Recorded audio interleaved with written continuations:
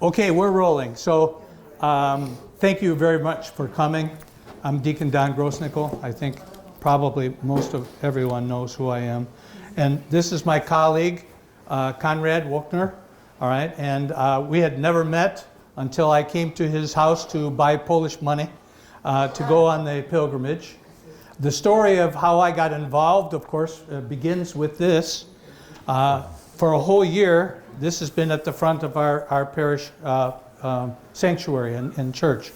And so I was wondering what this was all about. And back in the back of church here, we have a nice brochure about pilgrimages and the Jubilee year.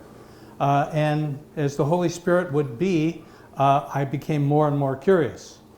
And then Deacon Conrad put an announcement in the Deacon media inviting other deacons to come with.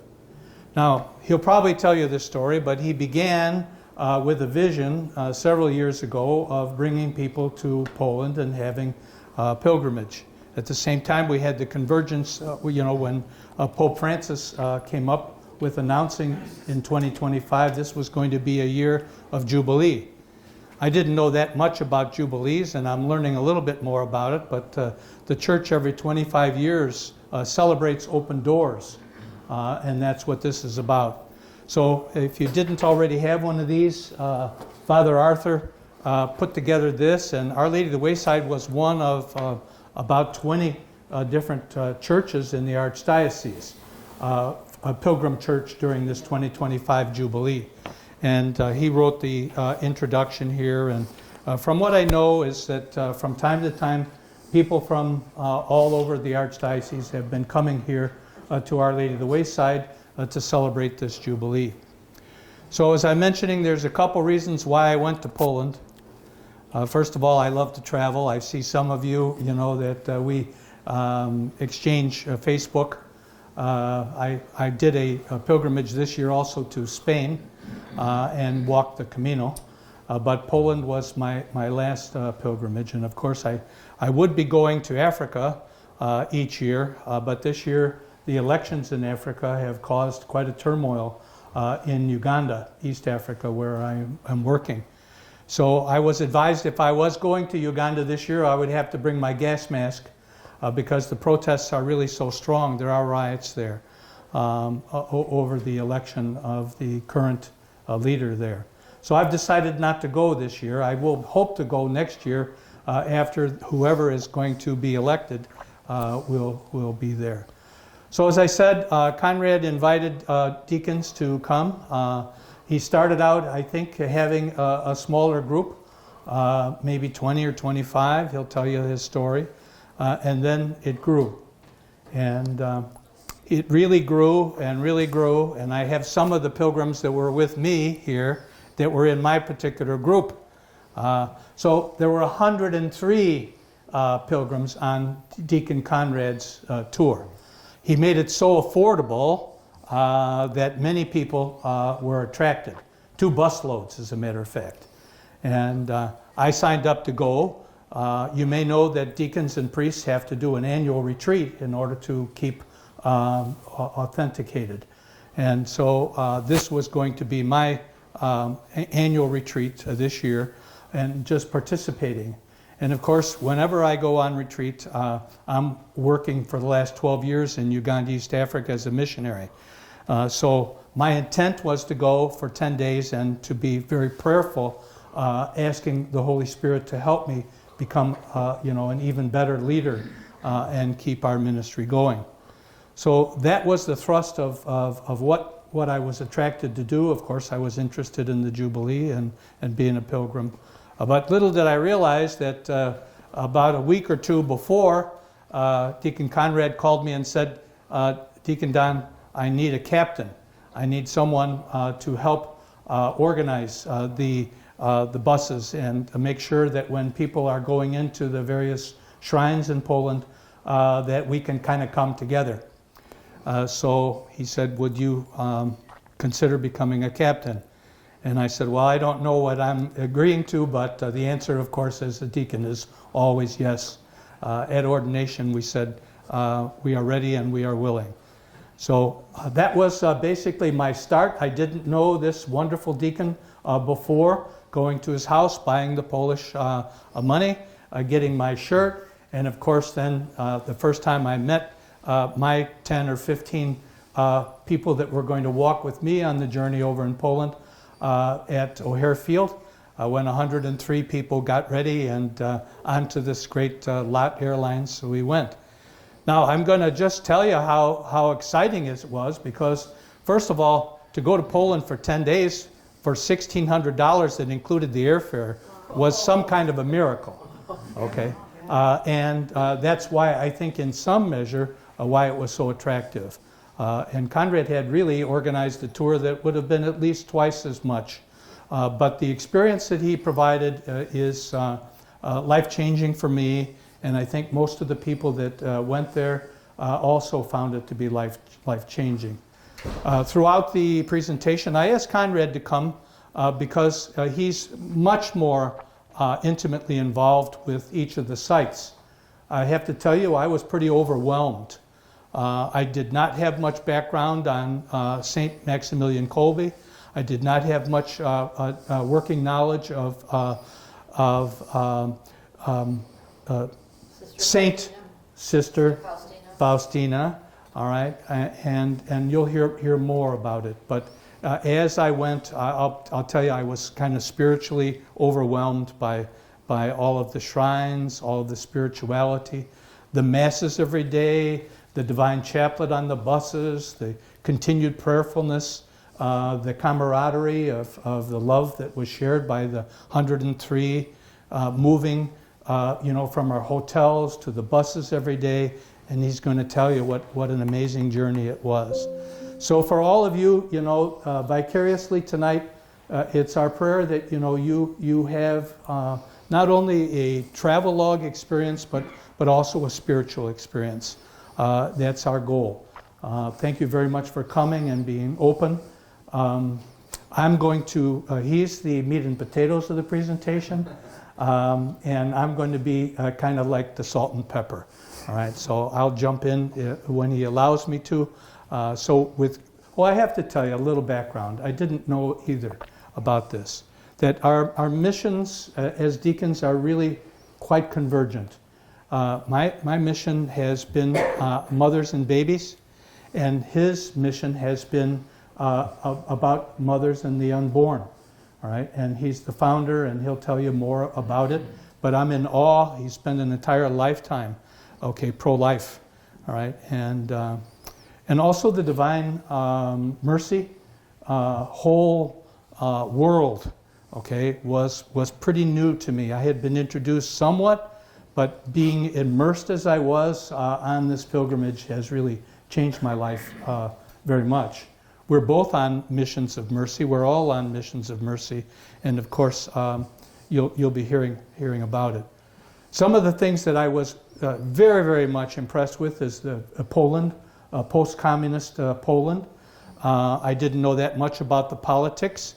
I knew about solidarity. I did not really understand the verve of the people's religious intensity, but now I could really see it. Been to all over the world and a lot of churches. And the churches of Poland really are very impactful. So, Deacon Conrad, are you going to give kind of an overview of how the presentation is going to go? Yeah, well, I want to give a little bit of a background, first of all, because, we did see some what you would consider secular sites in Poland, too, and they're part of the presentation. We have a number of religious sites, but I want you to understand something of the background of the Polish people, and this is why it's so important that even the secular sites reflect on the religiosity or the faith of the people and the determination of the Polish people. Just going back, a very short history lesson. This is very capsulized because we don't have a lot of time. But, Poland was a great power in Europe in the Middle Ages, and then going into the end of during the Renaissance period into the 1600s. You may all remember the story of King Jan Sobieski, who showed up in Vienna to save the day when the Ottoman invaders were trying to overcome, to take Vienna, and they were very close to conquering Vienna, and their goal was to move on to Rome and turn St. Peter's Basilica into a mosque, because that had been kind of the intent of the Ottoman Emperor for centuries then. But King Jan Sobieski showed up at just the right moment and launched a sneak attack from the rear flank and totally routed the Ottoman forces. So he was the great hero of Europe. And yet, just to show you how unappreciative people are, within a century, Poland was divvied up between its three neighbors, and it basically disappeared from the map for about a century and a half, between the end of the 1700s and 1918, when it was reinstituted again as a country. So Poland was divvied up between Russia, Austria-Hungary, and Germany, and they very much tried during that period to destroy Polish culture, but it persisted despite that kind of partition and despite the fact that it was divided up.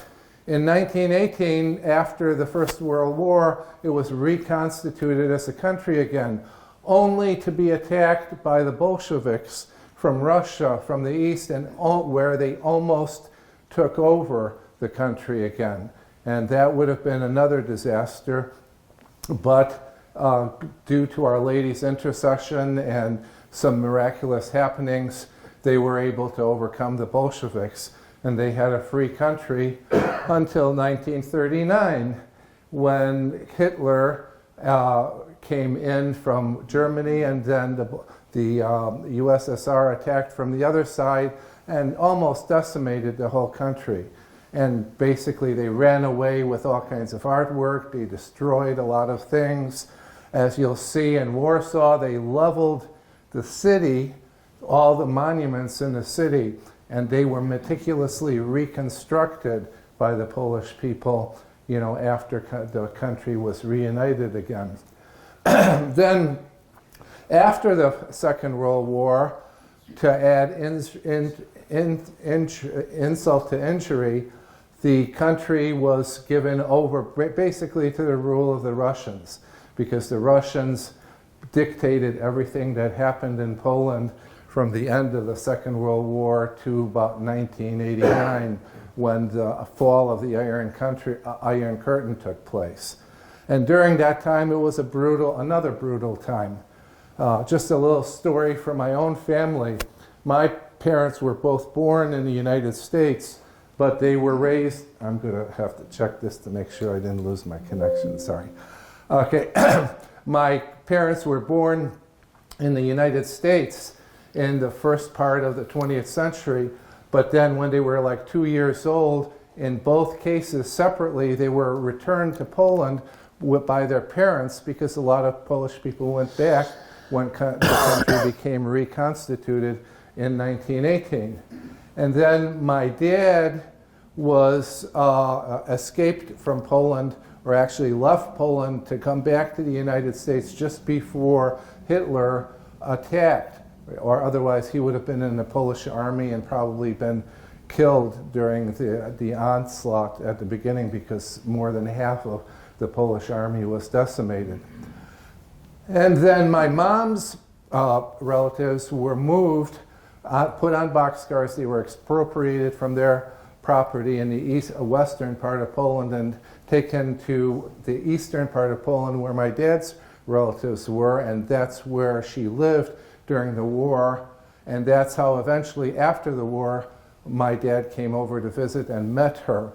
But things were so screwed up in Poland at the end of those 1940s, that although my mom and dad married in 1947, he couldn't get her out of the country until 1951. So they were married about a month and then separated for 4 years until they were able to reunite. So I'm telling you these stories because this is the grit of the Polish people. This is the things that have been the hardships that the Polish people have undergone. And through all of this, they have maintained faith. The churches were fuller than ever during those difficult times, during the communist era, during even the Nazi era. Whenever they clung to their faith very assiduously. And this is, you have to understand that to understand the character of what you see here on the slides in Poland. So I'm going to go through some of these slides fairly quickly because they're mostly just visuals.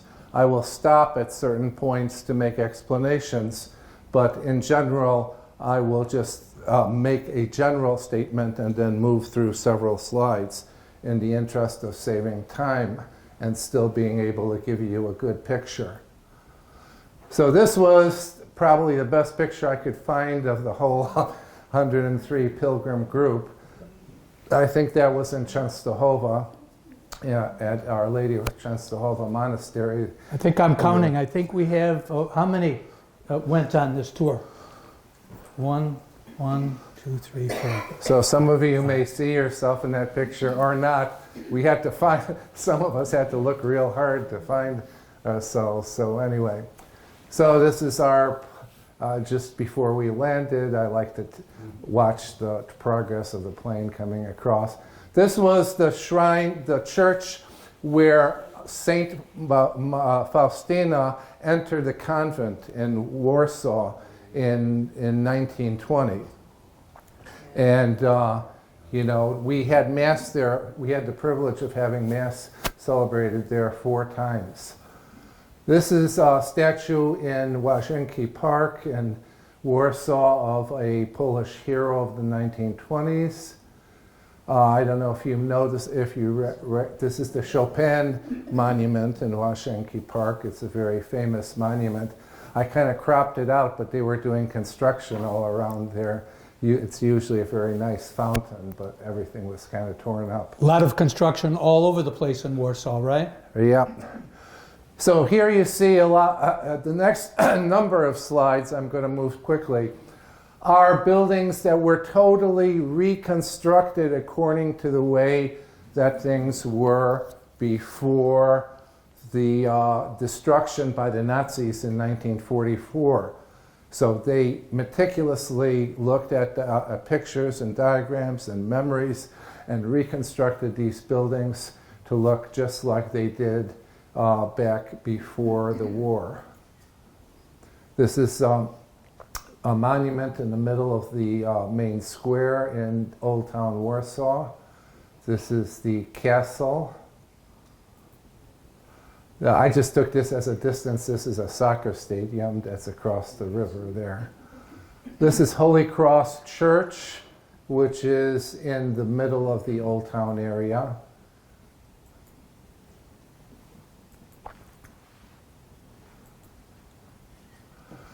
Okay, this is the main square in Old Town where there's, you can, even though it was a little chilly that day, they had the burners going in the tents and you could eat al fresco. Now we were on 2 buses and Conrad had arranged speakers, which is an interesting proposition all by itself. We had people from the Philippines, we had people from Spanish speakers, we had Polish speakers on this tour. So masses sometimes were a little cumbersome and long because he would preach in 2 or 3 languages. Okay. So yeah, if we you had didn't a get group it one of way, you 18 got it the other way. Hispanics, so yeah. This in the middle here, well, you see right at the bottom here, that's an organ grinder, actually. So that was kind of cute in the main square. And just behind him is a statue, I think, there's the better view.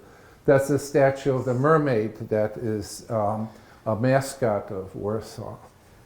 Not because there's so much water in Poland, right? No, it has some kind of... I don't remember the whole story on that, and it's probably not a good idea to go into it anyway. Anyway, this is what's called the Barbakan, which is one of the remnants, or the corner remnants of an old fortress that was built around the city of Warsaw. It's another view of the Barbican. This is the 1944 Warsaw Rising exhibition. So that is a very significant event because after the D-Day invasion, the Polish decided to try to make a break and throw off Nazi rule. And they developed this elaborate scheme to steal Nazi ammunition and equipment and to try to shake them off. And the problem is that they could have pulled it off had the Soviets helped them out, because they could have very well moved in and helped them out. But they purposely stayed back and didn't help out because they wanted to come in and take credit for liberating Warsaw. And what that resulted in is the destruction of not only the whole city, being brought down to rubble, but also many, many lives lost. And this is a big monument that's constructed to those heroes. You see in this picture there's a priest, or in one of the statues is a priest that was ministering to the troops, because spirituality was at the core of their rebellion. One of the underlying questions is where was God during the Second World War?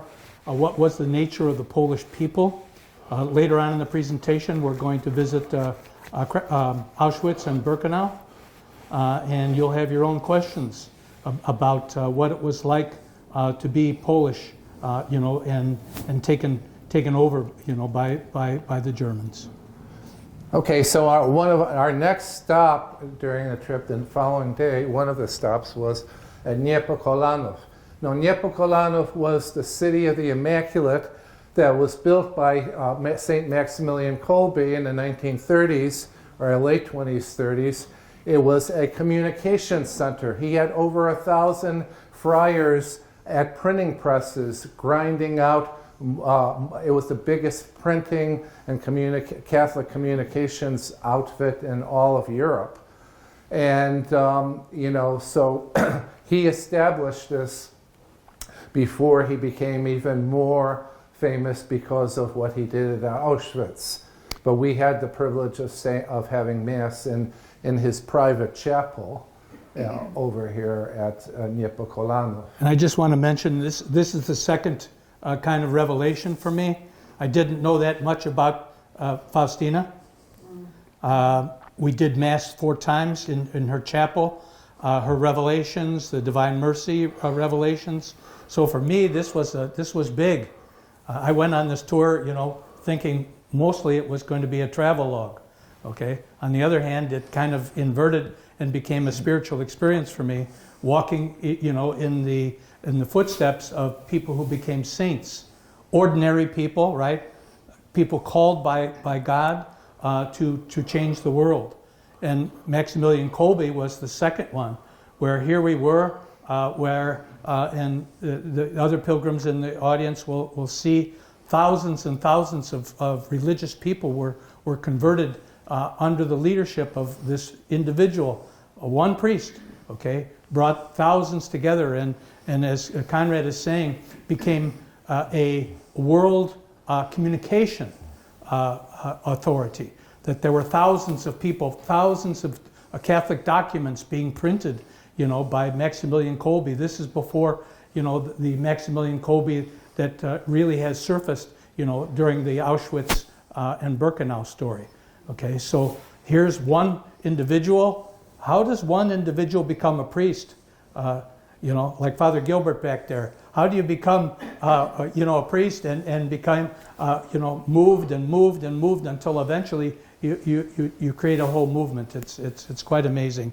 And so here we were once again There's learning another about group of us. Kolbe, yes. Now, not everybody's in every picture, because you can imagine it's kind of hard to shepherd 103 people, especially when they're wandering around looking at things and getting them together for a picture. But this is one of our pictures, anyway, in front of the Basilica in Niepokolanów. So here's some nice pictures also from the inside of Nepokolanov, of the basilica there. Now the next stop later in the day, in midday, was at the hometown of Saint Faustina. So she grew up in a little town called Świnice-Warszkie, and that is the original church where she was baptized and where she received her first communion and other sacraments. And they've built on an extra part, which is quite lovely too, but the main part is still in evidence as you walk into the church at the beginning. So here are a couple of there's a nice image of Saint Faustina, and of course an image of Our Lady of Częstochowa, which is pretty much omnipresent in major Catholic churches. This is a Divine Mercy image over the new main altar that we had a nice little talk by the priest who was the rector at this, that I translated for. This is Sister Saint Faustina's identity card from 1930. So this is actually her home that we got to visit, where she lived for the first 18 years of her life, and where her family lived subsequently. Little gardens there. So the backstory here is how all of us are becoming like Faustina. Okay, we're born, we're baptized, okay, and then we became famous. We become famous like her, right? Well, yeah, something like that. Something like that. Anyway, so this is the 12th largest church in the world. It's the Basilica of Our Lady of Sorrows in, call it? Oh, it escapes me now. Built all with private donations in what, yes. 15 years? Yeah, it was built.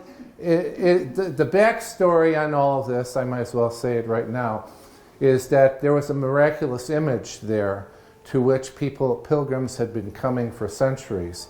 And there was a tiny chapel that it was housed in, and as more and more pilgrims came and received favors, they built a somewhat larger church, but they wanted to build a big basilica to her. But they couldn't do that during the communist years because there was a moratorium on building any kind of churches until after 1989. So this basilica was constructed between 1995 and 2005. So it was in 10 years it was built. It's the 12th largest basilica in the world. The tower there rises about 60 stories. And it is like huge inside. You'll see pictures as we go through. All with Polish money from Right. the people. It's just incredible. It's called Stare Lichen. That's what I was trying to remember. The name of the town is called Stare Lichen. It's actually interesting because it's in the middle of nowhere. You know, there's this huge basilica that seems to be in the middle of nowhere, but there's a very good reason for this, because it's a major pilgrimage site for people to venerate this image. You see how big the inside of the main foyer of the church is, and then there's a number of side chapels that could be churches in their own rights.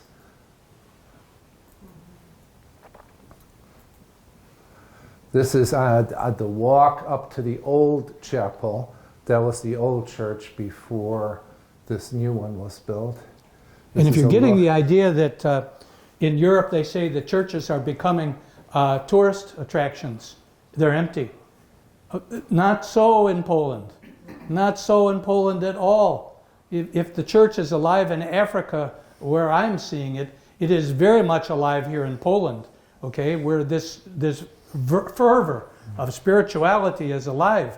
Most of it, I think, is shedding the whole nature of communism.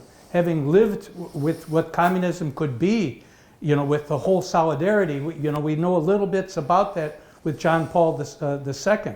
And of course, he's coming, okay? So why is this shrine, why is this pilgrimage, why is this Jubilee so important? Is because we're seeing a revival, in a sense, of the whole Catholic Church, of one relatively small country, of becoming spiritually full of Christ and what God is asking the world to be. Yeah, I don't know why the color is off on this because it doesn't. What percent of the population is that Catholic? way, I think 75% roughly. Well, technically 90% of the population is Catholic. They're having the same problem we're having here with people not going to church on Sunday. I think there's a 30%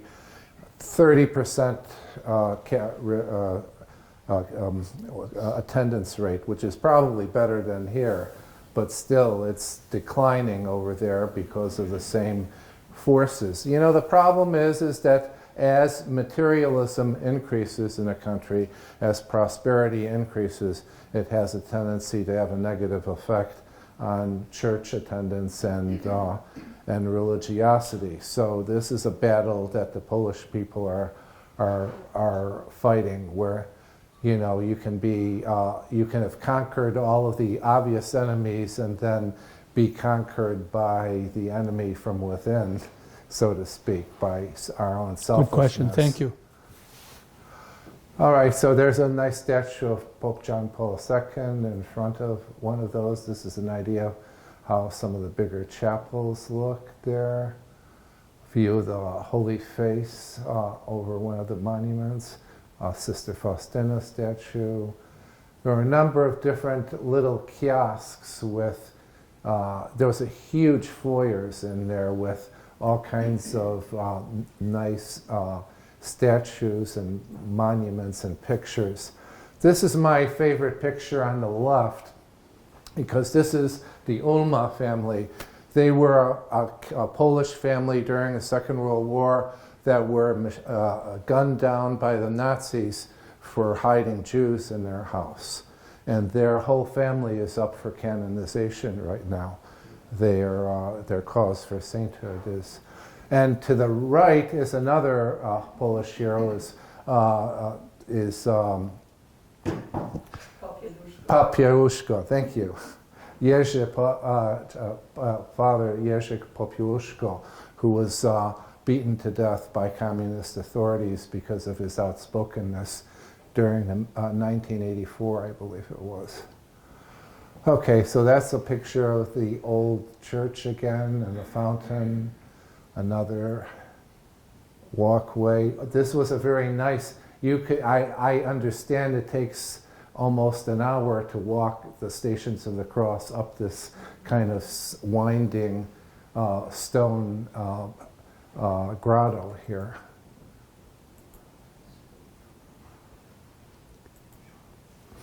All right, so we now move to the next day. This is Wilanów Castle, which is just south of Warsaw, on the southern part of Warsaw, which was the summer home of King John III Sobieski. And unfortunately, this could be another Versailles. It was so beautiful at one time, but the Nazis stole everything there was of value, and they've only gotten about half of it back, and a lot of it hasn't been able to be replaced. But it has the general feel, if you've ever been to Versailles in France. Some of the pilgrims standing there. Another view there. This is a view down the hallway. Again, if you look, everything's kind of faded because of what the Nazis did. If you look at the highways in Poland, they're just like they are here. In fact, there's advertisements for McDonald's and KFC and Circle K. I thought that was interesting. Circle K is very big over there. The convenience stores are very nice at the rest stops. All right, so this is my wife and my cousin, my first cousin that I met for the first time in my life on the right, and on the left is his wife, and this was in the public square, in the main square in Krakow. This is the Basilica of St. Mary in the main square in Krakow. Now this is again probably the most famous church in Poland, other than Częstochowa perhaps. because it is there's a tradition that a trumpeter goes up to the tower of the church at every hour and plays this battle cry that was played 8 centuries ago. And in the middle of the battle cry, he was shot in the neck. And so the battle cry ends abruptly. So it's this stirring sound, and then it goes, and you can hear this every hour of the day. He does that from all 4 corners of the tower. So as not to bewilder the audience, Conrad, how many days were we in Warsaw now, and We were in moving to Warsaw Krakow? for 3 days, working out of there on day trips, and now we've moved to Krakow, where we stayed for the rest of the 6 days. The pace was pretty fast. Yes. You could get lost in all of it. And some people, And no, some of us not did. too many. Not too many, no, because we Okay. were such good captains. Right. All right, so the next few pictures are really interesting because they're Krakow at night.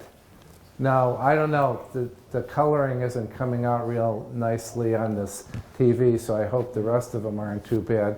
But it gives you an idea of how magical it looks at night over there. Everything is all lit up. This is Sukenica, which is a building across from St. Mary's Basilica. By the way, we stayed in lodging just a block away from this main square.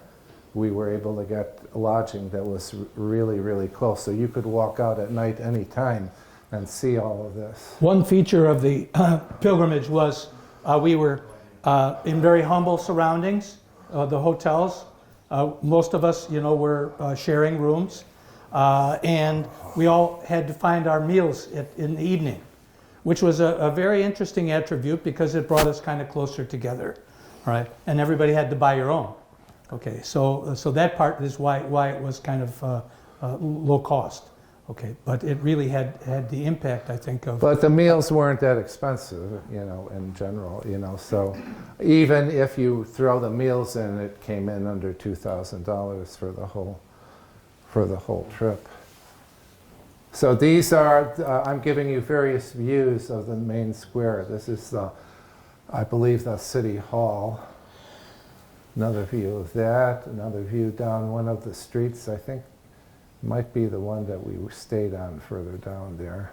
Did a lot of walking. Yes. So they had nice, you could take a chariot ride. They had all of those lined up over there. A lot of brides. We saw a lot of weddings taking place over the weekend when we were there. And so this is what I was telling you. I was trying to get a picture of the trumpeter. You can kind of barely see him out the window on the second level on the left side there. Okay, this is Wawel Castle, which was the medieval castle, because Krakow was the capital of Poland for many centuries before it was moved to Warsaw. And it's a beautiful castle. Now, I didn't take a lot of pictures in there because they were prohibited, but I took some on the outside and just to give you an idea of the stature of the whole thing. So, window from which Pope John Paul II, I think it was in the Chancery office, that he spoke to people during his visit to Poland. All right, so next day we went to Wieliczka salt mine. This is an interesting place because it is a combination working salt mine museum. We had to walk down, 50 flights of stairs or something like that. Most people did, except I had a group of maybe 20, 25 people. I was in charge of that group. Okay, so my job was to make sure that they could move all of these through the flights of stairs, and it was very beautiful in a way. We kind of came together, but it was tough. It was tough. I'm not sure the 103 people knew what they were getting into. Okay, this was not exactly for the faint-hearted. No, there was a lot of walking, and I'll have to tell you, there were some people who were challenged for walking, and they really pushed it. And some of them I mean, once, I think a couple times we had to send somebody home in an Uber or something, but other than that, you know, there were people who were obviously pushing it, but they were determined to make it through a lot of this walking. And the group helped each other. Yes, and the group helped each other. It's amazing how many people. I even saw somebody feeding somebody because he was so debilitated at that point, you know. So it was really awe-inspiring to see that. So there's apparently Nicholas Copernicus of medieval fame was one of the first visitors to this salt mine. Now, you have to understand, salt was like gold going back in the Middle Ages. It was very useful for preserving food. They didn't have any other types of food preservatives for spicing up food, so it was very valuable. And so to have a salt mine like this was very, very useful. The group was divided into, I think, 4 groups for each of the different languages. So Conrad well, no, we only had, just to clarify this, we didn't actually have anything in Tagalog. So we had very little in Polish because almost nobody in our group was exclusively a Polish speaker. But I did have Spanish because we did have a group of 18 people who were Spanish speaking. Okay, so we had 1 Spanish speaking tour guide and 3 English speaking tour guides when we divided it up that way. So they used all kinds of, these are old mechanisms they used to bring the salt up to the surface. They have, all of these figurines are actually made out of salt. This was an explosion. You ever been to the coal mine at the Museum of Science and Industry? They have a demonstration on how they test to make sure there isn't this methane gas in the shaft, and they have to do the same thing in salt mines. So they were just showing a demonstration of that. So this was an old-fashioned way of bringing the salt up to the surface with horses.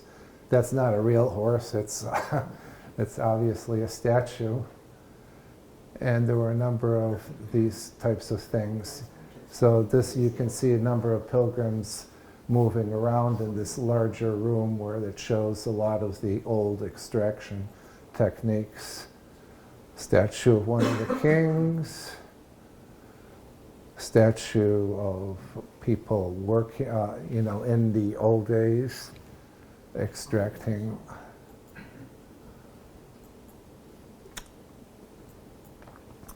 I'm just going to kind of go quickly through these pictures so we don't waste a lot of time.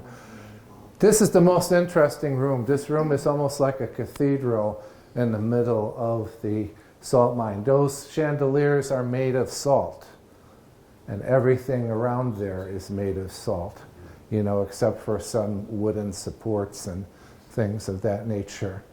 But it's a huge room in the middle of the salt mines, and there's these little nooks like the Last Supper, made etched out of salt in the wall of the salt mine.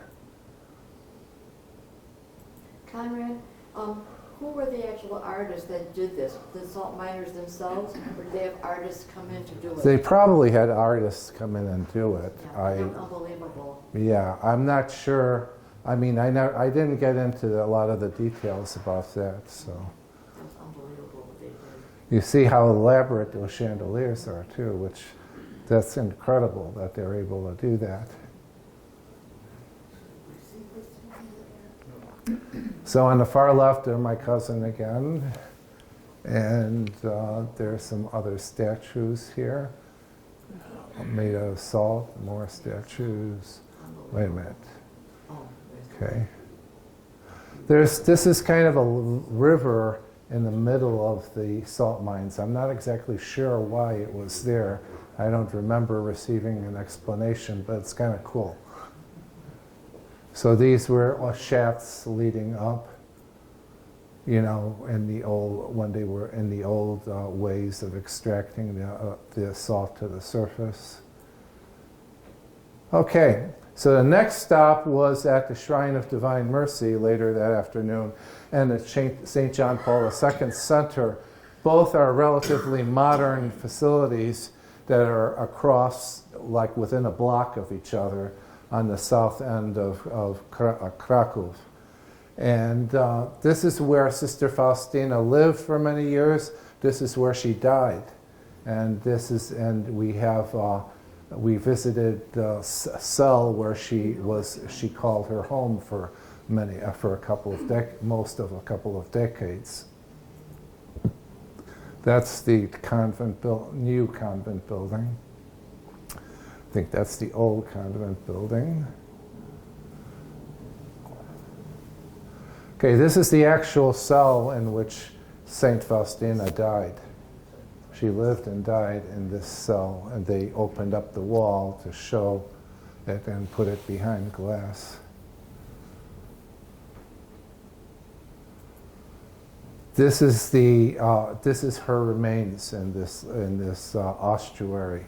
So they have her bones and the remains of her body in this casket type under the altar here in the main chapel. And for me, her revelation starting, in Warsaw, Faustina was rejected.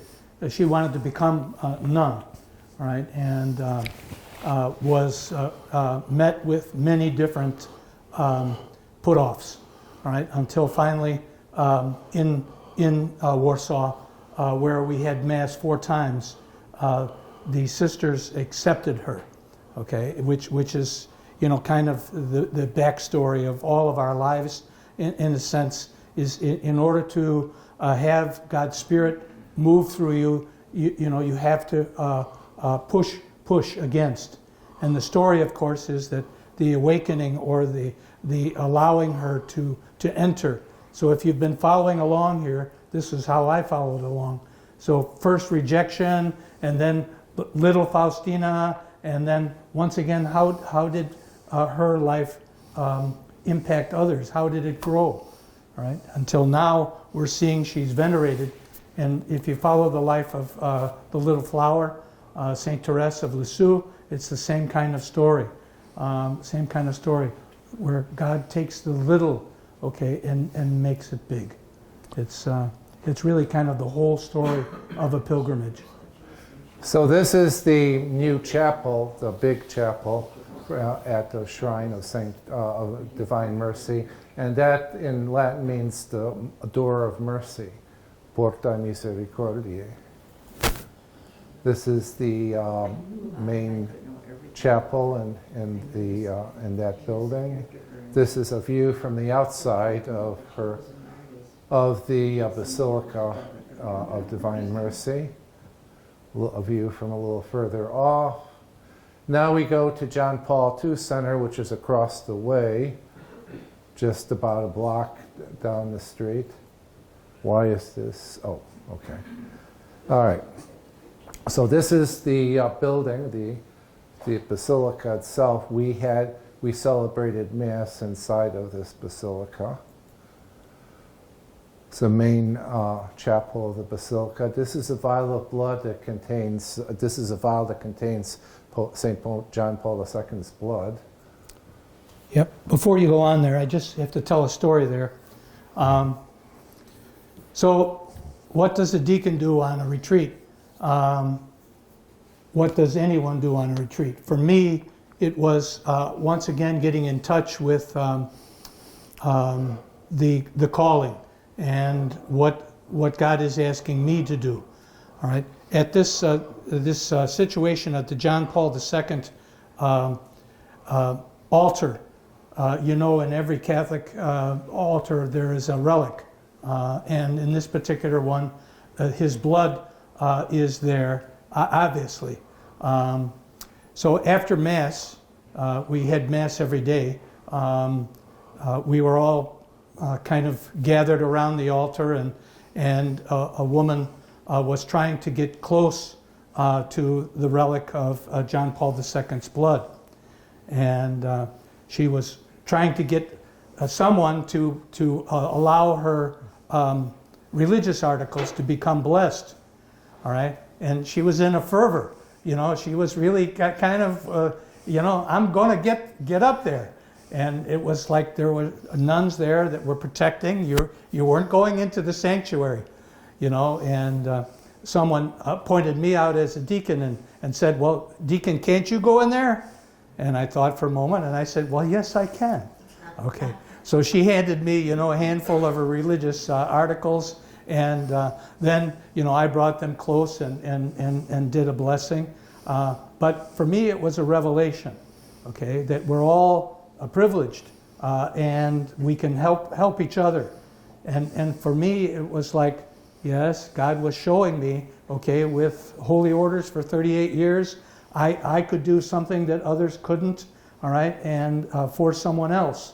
And it was God speaking to me there in John Paul II, which is a personal hero of mine, okay?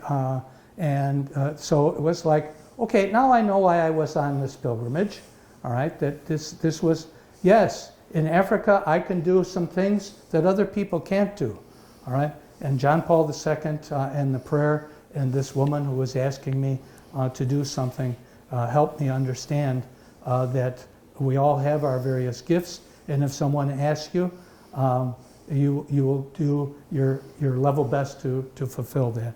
Well, we're running short on time, so we're going to have to get quick, because the video is only going to go for an hour, but we can go longer. Okay, so again, this is other views from the John Paul II Center. All right, this is the next day we were at Jasna Góra, which is the shrine monastery of Our Lady of Częstochowa. She's the patroness of Poland, and her miraculous image there is the most venerated image in all of Poland and of much of Eastern Europe. So I'm going to just quickly go through some of these pictures just to show you how beautiful the whole area is. This is a good overview site picture. This is the main gateway leading in. Another pilgrim picture. Okay, side view. Show you how high the walls are. And if you ever have a feel for rock star, okay, this place is rock star. Okay, you can get trampled.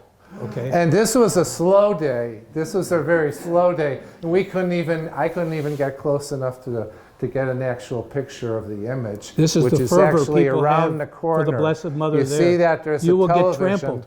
There's a television there that broadcasts the view so that pilgrims can see around the corner. Anyway, beautiful, beautiful items there. There's no expense spared in honoring our Lord and our God in showing them God's majesty, which is an inspiration to the people over the ages. Some people say, why does the church hoard all this gold and everything? Well, these are treasures that show the glory of God. Having this kind of treasure and helping the poor are not mutually exclusive. In fact, they go hand in hand, because if you give glory to God, if you help the poor, you should also give glory to God. Okay, so this is, now the next day we went to a mountain area called Zakopane, which was Pope John Paul II's favorite wandering ground. A lot of these pictures are from there. This is the Church of Our Lady of Fatima, where we celebrated Mass, and is dedicated to Our Lady's miraculous intervention in saving John Paul II's life in 1981 when he was assassinated, or the assassination attempt by Muhammad Ali Aja. This is the town of Zakopane, so you can see it's kind of an interesting resort town. This is up on a mountain that we took a funicular up the side of a mountain where there's all kinds of beautiful views. That's the track. The funicular went up the mountain. That's my wife and I and Father O'Reilly standing there. These are views from the mountain. You can see looking out. And looking out onto the mountains themselves, there was already snow on the mountains. This was mid-October.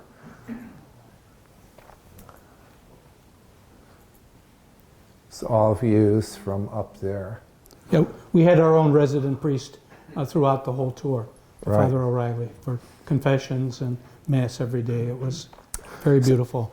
So just quickly now, we'll be talking about this a little bit later in the second segment, but this is Auschwitz.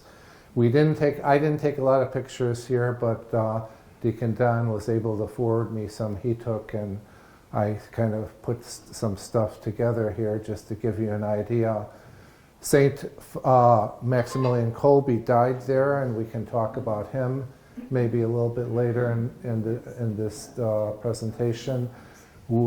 Sister Saint Teresa Benedicta of the Cross died here too.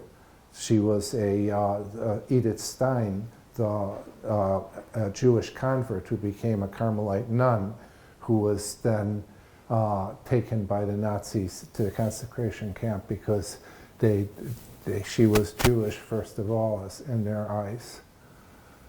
And these were people marching to their deaths in the well, no, this was actually Maximilian Kolbe's group. This is a picture of the arrest of the friars at Nepokolano.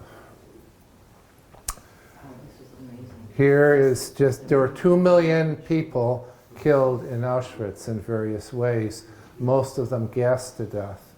And all of these children that you see pictures of, these are just moments before they were put into the gas chambers. And it wasn't an easy death either, because the Germans were very efficient, but the agents of death were not. It took 15 minutes for them to choke to death in the gas chambers as the Zyklon B gas was taking its toll. They were brought in on these big boxcars. And you can see the Germans were very efficient. They kept all hair, teeth, anything of value on the bodies, in the bodies, around the bodies of the victims for reuse and reselling. Shoes, so piles and piles of shoes. This was an execution wall where people who were lucky enough to die by being shot to death were shot to death. The outside walls. All right, the next stop was at Pope John Paul II's hometown in Wadowice, Poland. And this is a basilica dedicated to him. And next door is his home, which we were able to go on a tour. We did have the privilege of having Mass said on his feast day of all things. We actually were there on October 22nd, which was his feast day, and we were able to celebrate Mass in the chapel there. There's a bunch of us standing. Another pilgrim picture. So there was a museum. His old home is a museum. So they extended the area around the home to create other vignettes of his life and so on. I don't have a lot of pictures of that, but you can walk through there with audio phones in any language and listen to the presentation. Our last stop was called Kalwaria Zebrzegowska, which is kind of like the Shrine of Christ's Passion on steroids. It is something that was built a couple of hundred years ago to allow people who couldn't go to the Holy Land the experience of walking the Stations of the Cross and experiencing Christ's Passion. And so there are a number of different things there. We were only there for an hour because unfortunately we just ran out of time. But you could actually spend a couple days walking the grounds over here. Very nice chapels. And we're back home. There's this place. A comment about Conrad, that for me, the trip that he has organized, the pilgrimage that he organized, was an orchestration. It was like a symphony. It was more than a travel experience. I think you can see. He worked very hard, blood, sweat, and tears. 103 people he had the responsibility of. He organized things so beautifully. So we owe you, Conrad, a debt, right? We have 5 pilgrims, I think, here that were part of my group. And Harriet, of course, was my bus mate. So let's say thank you to Conrad. We're going to conclude. It was a labor of love, even though it seemed almost surreal by the time we actually went and did it, because I spent 8 months working on this, trying to piece this together, because some people said, well, you must have a lot of experience on this. I had no experience. Well, I can't say zero, because I did organize a pilgrimage for my family to Europe in the year 2000, where we spent a month visiting various shrines and places. So I knew something about making contacts and stuff like that. But the scale and the type of thing that was involved here was totally... Pretty miraculous. And yes, he's planning on another trip. We're going to pause now. I think, Sean Riley, thank you for being here tonight to make it available to anybody later that wants to share this on the Our Lady of the Wayside website that will direct you to YouTube. We're going to take a break now and have some coffee and some kolachkis over here. Then we're going to come back. For those of you, that do want to stay, we'll do some questions and answers.